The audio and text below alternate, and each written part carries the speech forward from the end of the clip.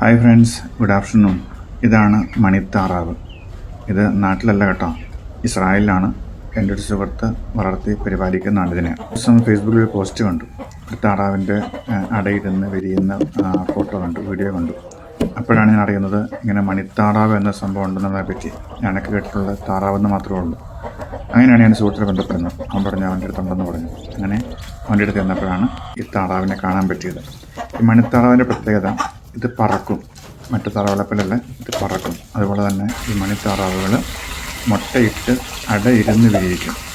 ഇതിൻ്റെ മുട്ടകളെ ഇൻക്യുബേറ്ററിൽ വെച്ചിട്ട് വിരിയിക്കൽ അത്ര സക്സസ് അല്ലെന്നാണ് അറിയുന്നത്. ഒരു തവണ ഈ മണിത്താറാവുകൾ 15-16 മുട്ടയിട്ടതിന് ശേഷം അവിടെ തന്നെ അടയിരുന്ന് ആ കുഞ്ഞുങ്ങളെ വിരിയിച്ച് ആ താറാവ് സംരക്ഷിക്കുകയാണ് പതിവ്. ഇസ്രായേലിൽ ഈ വെള്ള മണിത്താറാവിന് ഡിമാൻഡ് കൂടുതലാണെന്നാണ് എൻ്റെ സുഹൃത്ത് എന്നോട് പറഞ്ഞത്.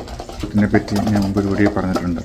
ഒത്തിരി ഹാർഡ് വർക്ക് ചെയ്തത് ഞങ്ങളെയൊക്കെ പോലെ തന്നെ കേടുകേടായി നിന്നുകൊണ്ട് ഇങ്ങനത്തെ കുറേ നല്ല കാര്യങ്ങൾ ചെയ്യുന്ന സുഹൃത്താണത്.